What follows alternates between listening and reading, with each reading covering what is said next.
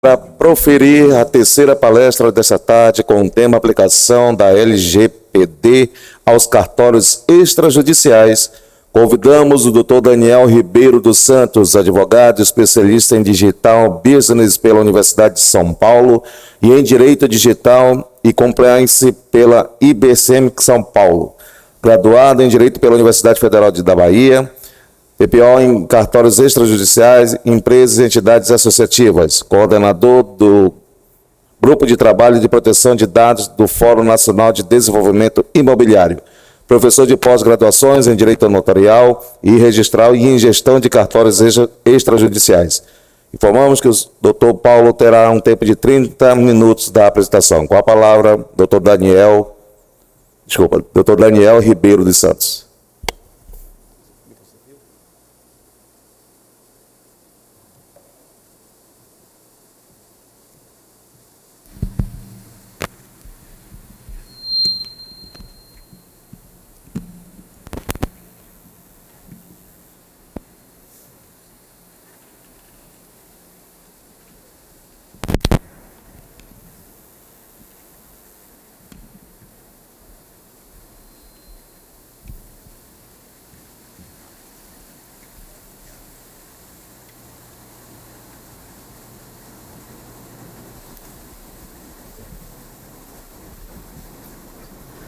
Pronto. Olá pessoal, boa tarde, tudo bem? Boa tarde a todos. Primeiro eu quero agradecer o convite da Corregedoria, CNJ, na pessoa da doutora Silvana, em nome do RIB Amazonas. Muito obrigado, muito feliz de estar aqui falando sobre dois temas que adoro. Primeiro eu vou falar agora sobre proteção de dados e depois sobre inteligência artificial. Nesse primeiro momento a gente vai falar sobre governança de dados pessoais. E aí, como o Carlos eu acho que deixa eu ver. Não. Já fui apresentado, né? Não vou me apresentar novamente. Vou começar falando de onde a gente está, né? Carlos pontuou que o código de normas daqui do Amazonas é um código muito avançado. E em proteção de dados, ele é ainda mais avançado, né, do que outros códigos, porque ele se debruçou em fazer um detalhamento ainda maior, né, dos aspectos de governança, especialmente no tocante à emissão de certidões. Vou falar um pouco sobre isso. Hoje, por que a gente fala de LGPD nos cartórios? Quando a LGPD surgiu, eu lembro que muito delegatário ficou, que negócio é esse de LGPD? Foi muita obrigação, né?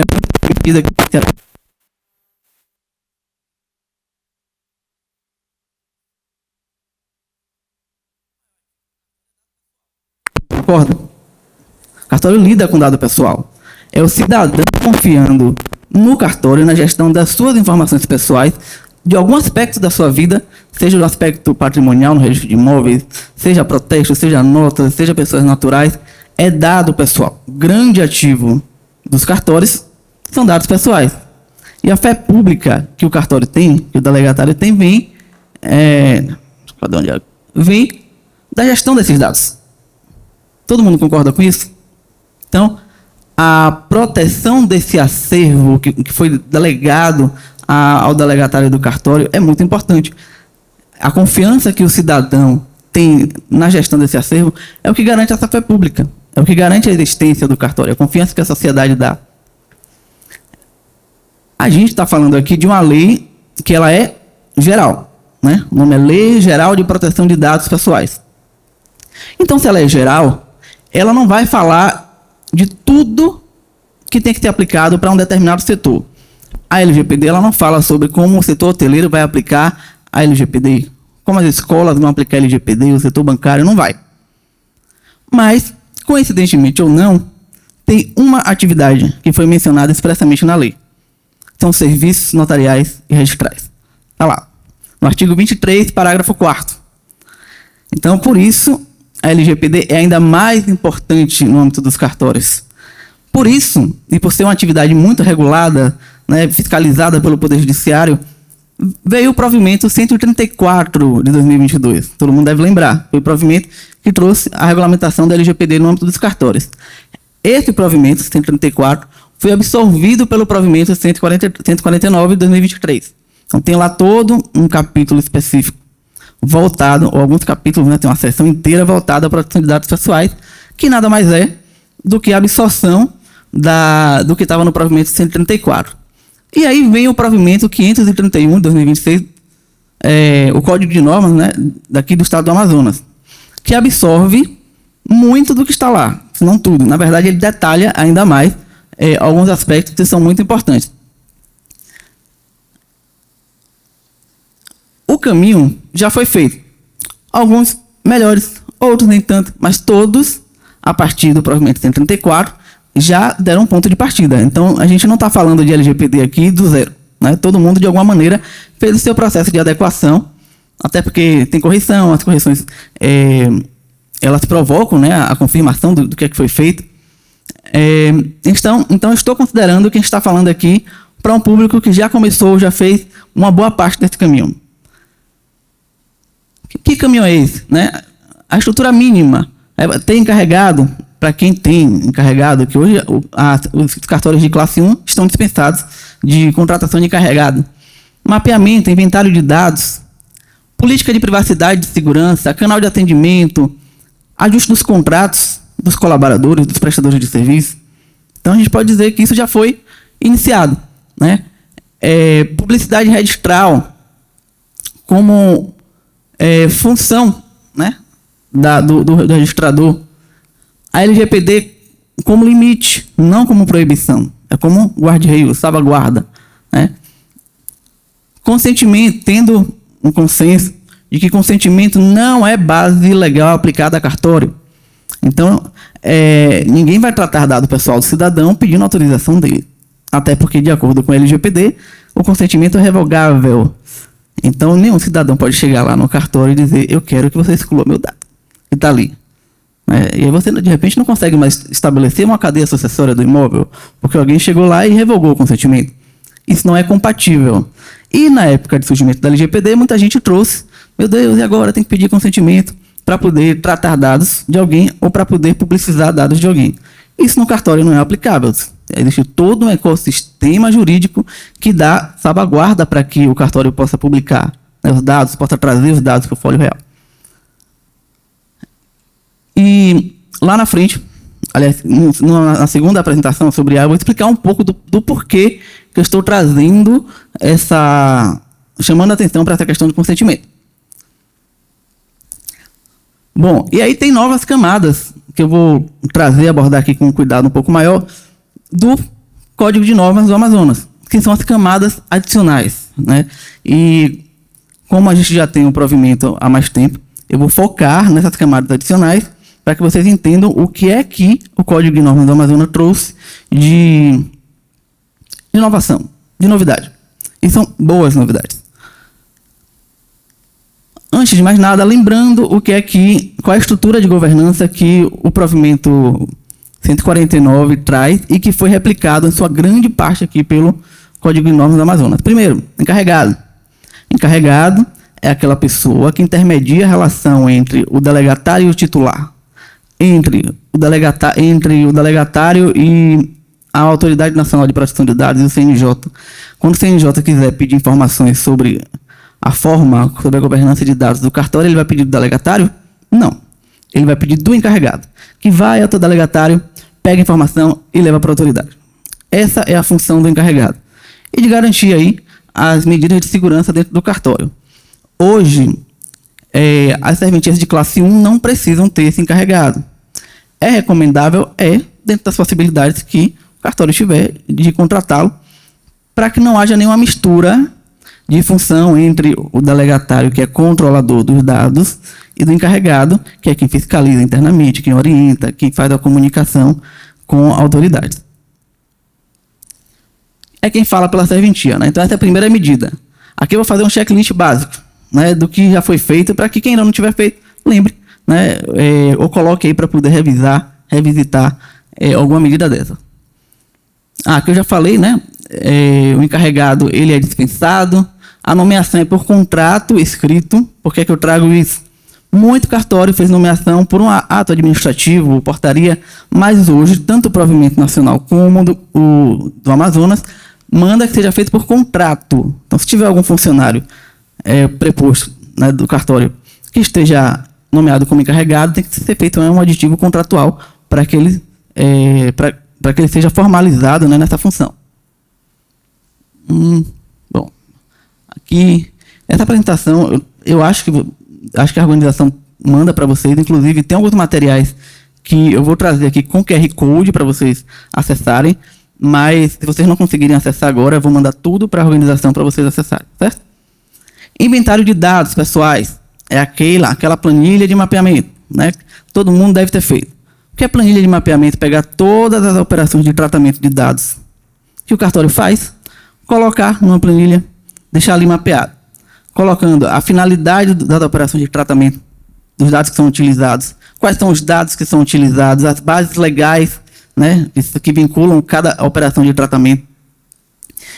Uma série de informações. Isso é importante para destravar o procedimento de adequação do cartório. Eu não vou adequar o que eu não conheço. Então, eu preciso sistematizar tudo que é feito, né, de operação de tratamento dentro da serventia, para poder olhar para ela para ver se está regular ou não, se tem alguma operação que está sem a medida de segurança adequada. Então, esse inventário é um outro passo importante aí do processo de adequação, que também está no Código de Normas do Amazonas. Outro documento, que é o relatório de impacto à proteção de dados pessoais. Esse documento, para as classes 1 e 2, a gente aguarda aí um documento simplificado da Comissão de Proteção de Dados do CNJ, ele ainda não existe, para que ele possa ser aplicado para as serventias de classe 1 e 2. E para a serventia de classe 3 tem que ser o documento completo. O que é esse relatório de impacto? Todo mundo sabe o que é um relatório de impacto ambiental? Antes de você fazer uma obra, a empresa faz um relatório de impacto ambiental para entender os impactos daquela obra. E, se for necessário, mitigar os impactos daquela obra, né?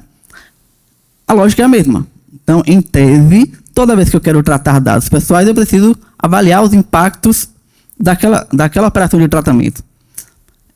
Toda vez, um asterisco, né? Especialmente aqui nessas situações, de tratamento de dados sensível, uso de legítimo interesse, que é uma das bases legais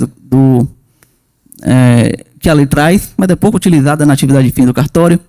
Dados de crianças, adolescentes, incapazes, operações de tratamento de alto risco, né, para direitos e liberdade do titular. Isso aqui é um relatório, é um dos documentos mais técnicos do processo de adequação do cartório, que em tese ele vai ser solicitado pela NPD ou pelo CNJ quando for necessário, mas a gente já recomenda que esteja elaborado, o cartório deixa lá guardado, bonitinho, para caso uma autoridade peça, você já tem lá para apresentar.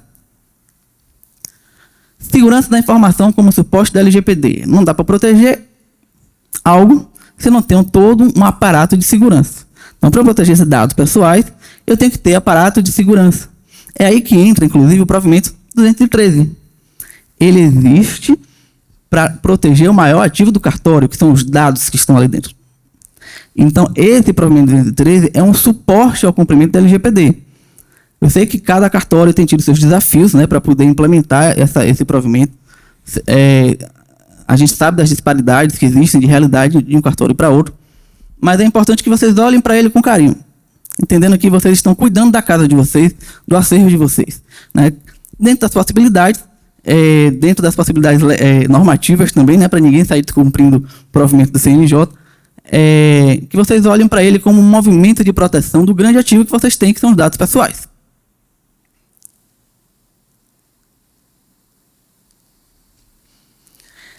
Aqui tem um ponto importante que muito cartório não entende a relevância desse plano, né, desse documento.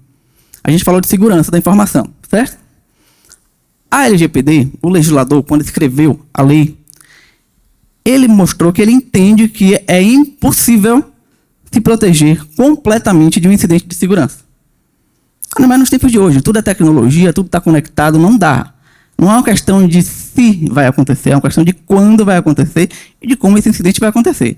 Um acesso não autorizado a incidente, um e-mail que eu mando errado de uma pessoa para outra, um dado de uma pessoa, era para a doutora Silvana receber e foi para o Carlos. Isso é um incidente de segurança, né? O Carlos acessou de maneira não autorizada. Então, como o incidente é muito fácil de acontecer, até porque a maior parte deles vem de erro humano, a lei entende que é impossível de ele acontecer. O que é que o legislador diz: olha, eu entendo que é impossível evitar incidentes de segurança, mas eu quero que você saiba reagir a ele. E aí, por isso, a lei traz, o Código de Normas Nacional traz, e o Código de Normas do Amazonas também traz a necessidade de ter um plano de resposta a incidentes. Quando o incidente acontece, saiba reagir. Saiba quem comunicar o incidente, quando comunicar o incidente. Quais são os prazos para isso? Isso está lá também no provimento, tá? Então, é um documento também muito importante. Não basta política de segurança. Tem que também ter o plano de resposta a incidentes para reagir quando todo o sistema de segurança que você tem não tiver sido suficiente. Aqui, um ponto importante, e aqui eu vou colocar uma sugestão também de melhoria, porque eu acho que pode ficar confuso no dia a dia, confundir os delegatários. Primeiro ponto, quando tem um incidente de segurança, eu, como delegatário, sou obrigado a comunicar todo tipo de incidente de acordo com a LGPD? Não.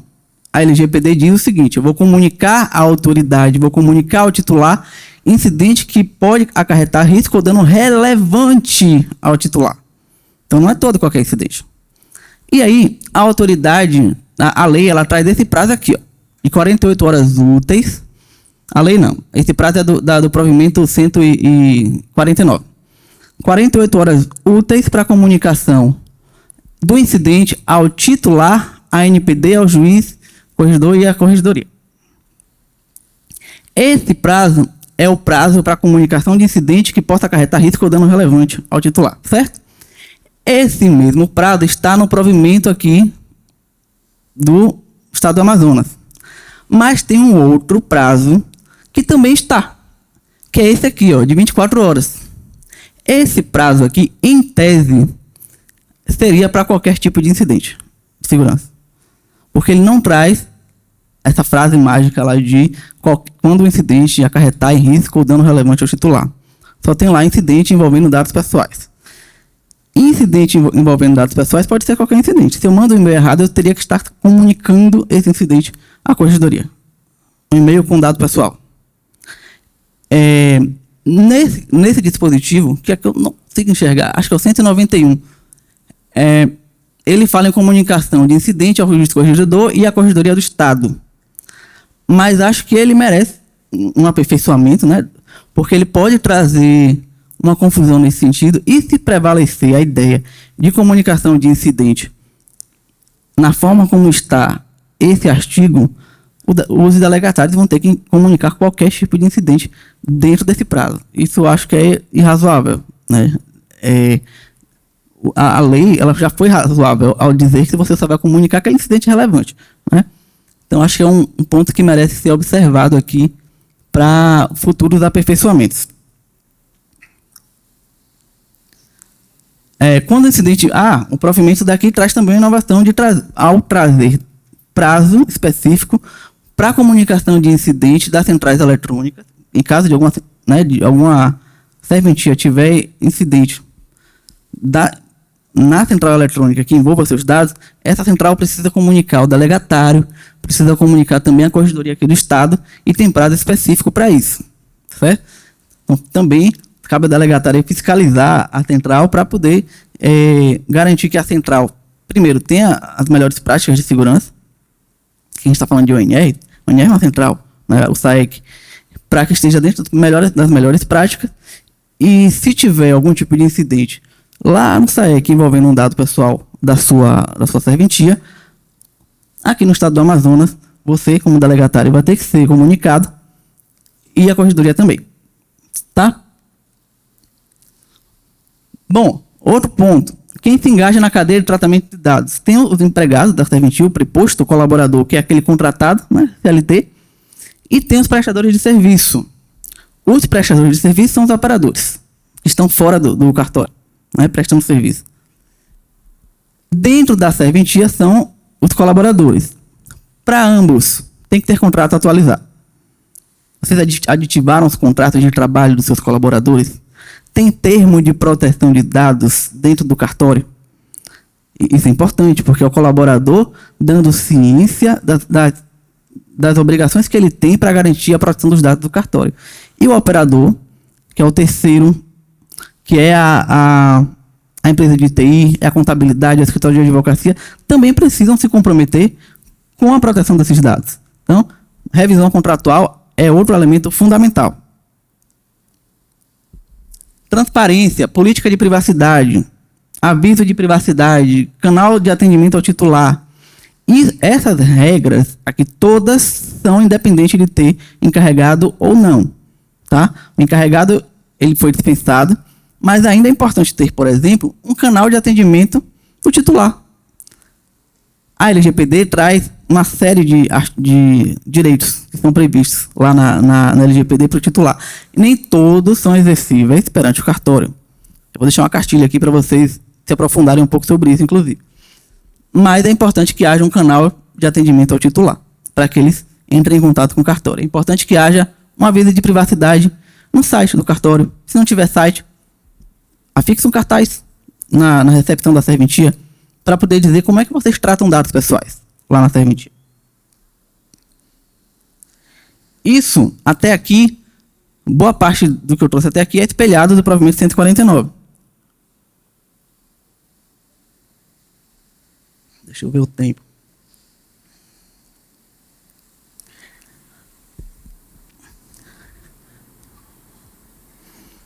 Outro ponto importante, treinar os colaboradores. Não sei quantos de vocês estão com colaboradores aqui, mas essa seria uma ótima oportunidade para treinar os colaboradores de vocês. Não adianta ter tudo aquilo, ter política, ter aviso, ter política de segurança da informação, tudo escrito, e o colaborador não saber como aplicar, né? Ou não ter oportunidades como essa para ouvir um pouco mais, para ter, ainda que ele não aprenda tudo de imediato, ter uma semente plantada, ele poder estudar depois, ter acesso aos materiais que a gente vai colocar. Então, treinamento dos colaboradores é fundamental. Inclusive dos prestadores de serviço, dos terceiros, tá? Das empresas. Chama o TI, chama o advogado, chama a contabilidade para poder entender um pouco de como é que a LGPD se aplica à realidade do cartório. Isso é importante. Aqui vem um ponto mais sensível dessa relação LGPD e cartório, mas também um ponto onde o provimento daqui do Amazonas mais se diferencia. Primeiro ponto que a gente precisa entender. O cartório, antes de falar de certidão, publicidade registral, o cartório, de acordo com a LGPD, tem tratamento dispensado pela lei, o mesmo tratamento que é dispensado ao poder público, certo? Até pela natureza da serventia, é um serviço público delegado. O que é que isso significa? Que o poder público, ou melhor, o que é que a lei diz sobre o poder público? O poder público, ele trata dados para atendimento da sua finalidade pública e cumprimento das suas obrigações legais. Se o poder público quiser tratar dados fora da sua finalidade pública e fora das suas obrigações legais, ele não pode. Isso vale para o cartório? Vale. Isso vale para o cartório. É por isso que, quando eu tiver, enquanto registrador de imóveis, emitindo uma certidão de documento arquivado, pode ser que eu tenha que avaliar se aquele documento sou eu que tenho que emitir. Ou se não, um cartório de registros naturais. Vou trazer um exemplo disso. Se o poder público tem que tratar dados com base na sua finalidade pública, no caso do registro de imóveis, eu vou tratar dados, vou expedir uma certidão com base na finalidade do registro de imóveis. Isso aqui significa que a publicidade registral ela será associada à finalidade de registro de imóveis. Isso acaba trazendo alguns elementos de conformação dessa publicidade registral à luz da LGPD. A regra é que certidões do registro, quando eu quiser pedir, eu não preciso motivar. Está lá no artigo 17 da LRP, né? Então, eu só vou me identificar. Não preciso, para certidões de registros, matrículas, averbações, dizer por que é que eu estou pedindo aquela certidão. Essa é a regra. Aí, tem algumas situações que exigem que eu tenha atenção em relação a essa expedição de certidão para eu verificar se, naquele caso, eu estou expedindo a certidão dentro da minha finalidade pública. Quais são os casos? Vou passar mais adiante porque eu vou falar deles agora. Primeiro, certidão de documento arquivado dentro do cartório. Eu tenho duas realidades, ou três. No caso de documento arquivado com previsão legal eu arquivei porque eu posso arquivar dentro do cartório. Neste caso, a certidão é ato típico. Se eu arquivei porque eu devo arquivar, a lei manda arquivar, eu posso pedir uma certidão sobre ele. Eu tenho essa prerrogativa, né, que a lei me confere. Nesse caso, eu só preciso pegar a identificação de quem está pedindo. Certo? Essa é a regra. Não preciso pedir a finalidade do pedido. Agora, se eu tenho um caso de documento arquivado, aquele documento que a gente arquiva por precaução, não necessariamente a lei manda arquivar. Mas estou arquivando por precaução. Veio lá no conjunto de documentos que compõem o título e coloco tudo junto. Está lá dentro do cartório. Neste caso, se alguém pedir certidão sobre ele, eu tenho que pedir a finalidade, porque a expedição de certidão daquele documento que a lei não respaldou o arquivamento diretamente, não é um ato típico do cartório. Eu preciso avaliar, pegar a finalidade e avaliar essa finalidade. Posso, inclusive, negar, a depender da finalidade que ele trouxer. Qual é o terceiro caso aqui? Eu posso ter um documento arquivado por previsão legal. E eu falei para vocês que a identificação bastava, certo? Mas eu posso ter esse documento e eu posso estar expedindo a certidão sobre ele sem que essa expedição de certidão esteja associada à minha finalidade. Por exemplo, posso ter uma certidão de nascimento que está arquivado dentro do cartório, ele compôs algum procedimento específico que respaldou o arquivamento dele dentro do cartório. E alguém me pede a certidão de nascimento, só uma certidão sobre esse documento. Ele não está pedindo do ato inteiro, né, dos documentos que respaldaram o ato. É só da certidão. Quem emite certidão de nascimento? É o cartório de registro de imóveis? Quem certifica essas informações é o cartório de registro de imóveis? Não. Então, o delegatário, de acordo com o Código de Normas do Amazonas, isso não tem no Código de Normas, claro, nacional. O Código de Normas do Amazonas trouxe, a meu ver, corretamente, a partir da interpretação do Código de Normas nacional, essa possibilidade. Se eu, em princípio, não certifico o nascimento, eu posso chegar para a pessoa que pediu, para que você quer? Só a certidão de nascimento. Aí essa pessoa vai e diz, olha, eu briguei com fulano nas redes sociais e quero a certidão de nascimento para poder abrir um processo contra ele por danos morais. Isso tem a ver com a finalidade do registro de imóveis? Não. Não tem nenhuma questão patrimonial, imobiliária envolvida. Neste caso, o que é que o registrador pode fazer? Negar. Porque o provimento nacional e o Código de Normas local respaldam essa negativa. Porque essa finalidade que ele declarou não está associada à finalidade do registro de imóveis. Tá? Então, essa possibilidade de negativa da certidão, né, mesmo que o documento tenha sido arquivado para fins com respaldo legal, esse ponto é um ponto específico do provimento daqui e que, a meu ver, foi muito feliz, porque dá a prerrogativa do delegatário de ele conseguir se cercar de mais cuidados. Né? Às vezes, aparentemente, o documento está lá. Ele poderia ter uma certidão emitida sobre ele, mas eu posso estar descumprindo a LGPD e o provimento porque eu estaria dando uma certidão para fins divergentes da finalidade do registro de imóveis. Pedidos em bloco. Aqui é uma outra inovação do provimento que não tem no nacional. O que seria pedidos em bloco? Essa discriminação aqui, ela só tem aqui. Vários pedidos de uma só vez. É alguém apresentando vários pedidos em bloco, né, de fato. Ou alguém apresentando pedidos unitários em curtos espaços de tempo. Qual é a razão de você pedir a finalidade de alguém que faz pedido em bloco? É para evitar a duplicação do acervo. Quem tem a prerrogativa do acervo são vocês, delegatários. Não é um terceiro que vai fazendo pedidos em grandes blocos para formar o acervo dele. Isso é desvirtuação da finalidade do tratamento dessas informações. Então, por isso, toda vez que alguém fizer um pedido em bloco,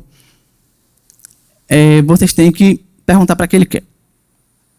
Porque, veja, você tem uma prefeitura que pede para a execução de alguma política pública matrículas dos bairros A, B e C.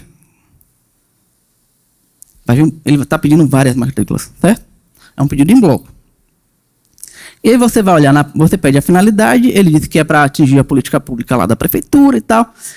E aí, quando você vai olhar a política pública da prefeitura, ela só atinge os bairros A e B. O bairro C não precisava. Ele não precisa pegar a matrícula sobre isso. E aí você, como delegatário, tem a prerrogativa de negar a expedição de certidão desse bairro C. Porque se você, delegatário, expedir uma certidão desse bairro C, você pode estar violando a LGPD e o provimento 149 e o Código de Normas daqui do estado do Amazonas.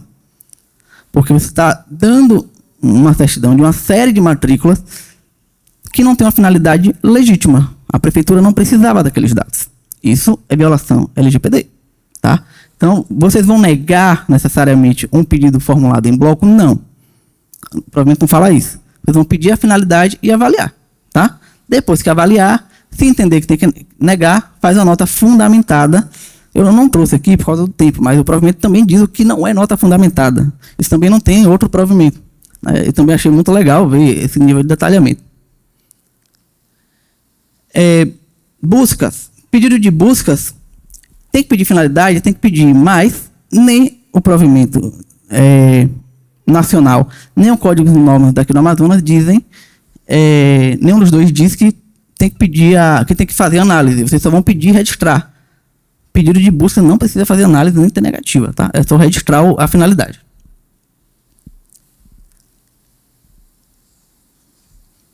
Prontuário de atendimento. Aqui eu vou fazer uma pergunta. Quem é delegatário aqui? Quem é delegatário? Vocês. Não. Alguém já fez esse prontuário de finalidade? Estou entendendo que não. Esse, para mim, é o ponto tecnicamente mais desafiador tanto do provimento nacional como do Código de Normas do Amazonas, por uma questão técnica, né? Eu tenho que pegar todos os pedidos que são feitos, aqueles pedidos que eu preciso pedir finalidade e organizar num prontuário, físico ou digital. Eu tenho que juntar isso. E ser capaz de fornecer ao titular informações sobre ele. Eu posso chegar no seu cartório. Quem fez busca sobre mim aqui? Porque você pediu finalidade, né? Quem fez busca sobre mim e qual foi a finalidade? O cartório precisa, de acordo com o provimento daqui no nacional, estar preparado para poder entregar essa informação para o titular. E eu vejo que é muito difícil os cartórios terem isso, mas é um elemento que está lá, né? E o que é que isso exige? Processo de digitização, as coisas em tese, né? Porque físico é bem mais difícil. Mas você tendo isso em ambiente digital, você consegue sistematizar, consegue criar indicador, indexar tudo e ter isso muito rápido. E se articular isso com as empresas, com sistemas de vocês, que recepcionam os pedidos. Eu já vi muitos sistemas fazendo essa adequação, e ela é bem importante. No caso aqui do Amazonas, o Amazonas detalhou, coisa que não tem no provimento nacional, o que é que vai nessa informação ao titular. Se eu chegasse a Márcia e pedisse quais são os dados, quais são os pedidos que foram formulados sobre mim, é isso que eu vou receber. Ó. Identificação do requerente, a finalidade que foi manifestada em cada pedido, o tipo de serviço solicitado e a categoria dos dados pessoais. Esse é um grau de detalhamento muito importante, que também demonstra o caráter inovador aqui do provimento do Amazonas. Aqui, eu coloquei, mas depois eu peço à doutora Silvana que me diga como é que eu posso mandar o arquivo em si, tá? Cartilhas. O Carlos falou do Fórum Nacional de Desenvolvimento Imobiliário. Lá dentro do fórum, a gente tem um grupo de trabalho de proteção de dados e inteligência artificial, o qual eu coordeno, que também é composto por todas essas entidades, ou seja, por todo o ecossistema imobiliário, vai por quem incorpora, constrói, dá crédito imobiliário, perpassa pelas entidades de registro de imóveis, está todo mundo lá, e a gente faz materiais técnicos que são consensuados. Nada que a gente produz tem tem alguma divergência, a Abraim que não quer que seja assim e o registro de imóveis quer que seja assim. Não. Tudo isso aqui são materiais consensuados. Então, tem um guia prático sobre certidão, busca de informações apresentadas em bloco, que eu falei para vocês. Tem um detalhamento de tudo que a gente discutiu lá, inclusive os dispositivos sobre pedidos em bloco, essa conceituação, eles foram incorporados aqui no Código de Normas do Amazonas integralmente em relação ao que está nesse guia prático. Nota técnica sobre o uso de dados pessoais sensíveis no registro de imóveis, guia prático sobre certidão de documentos arquivados e uma cartilha que a gente está lançando este mês, agora em maio. Vocês estão recebendo em primeira mão, de fato, né, a gente não divulgou isso, não tinha divulgado isso para ninguém, uma cartilha sobre direito dos titulares no registro de imóveis, que também é muito importante para o dia a dia de vocês, para ninguém querendo chegar a pretexto de cumprir a LGPD, pedindo para excluir dados do folho real. Isso não se aplica, né?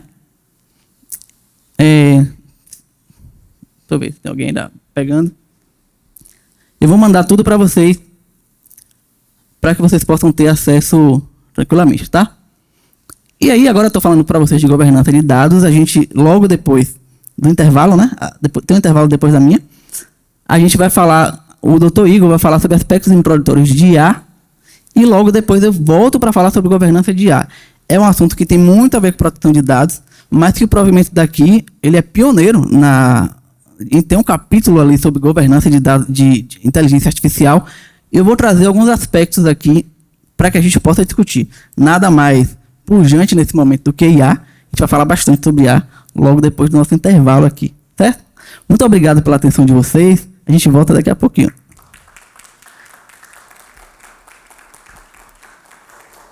Alguma pergunta?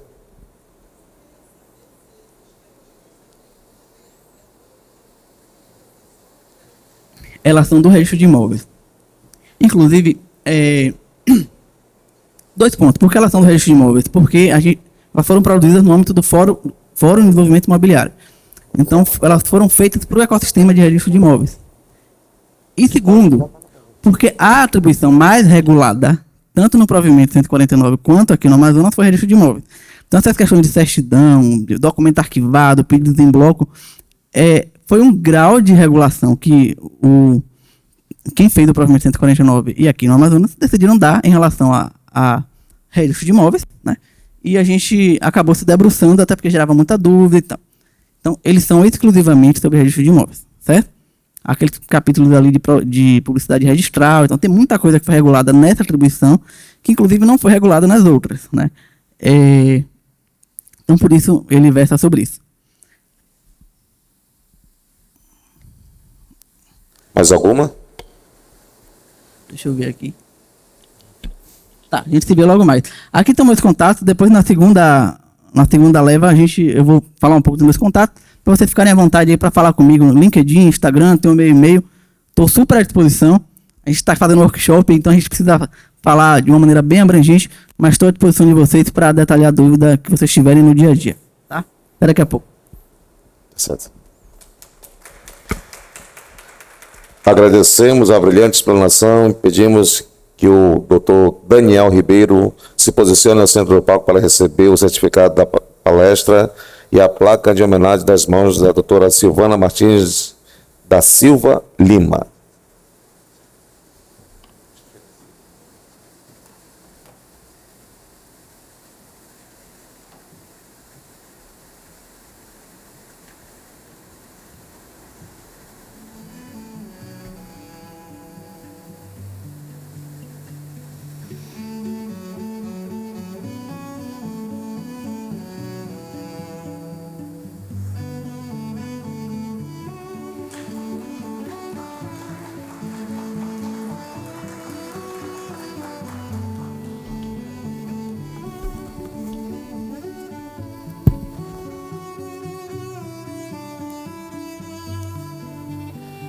Senhoras e senhores, neste momento informamos que teremos um intervalo de 15 minutos para o coffee break, antes do próximo painel.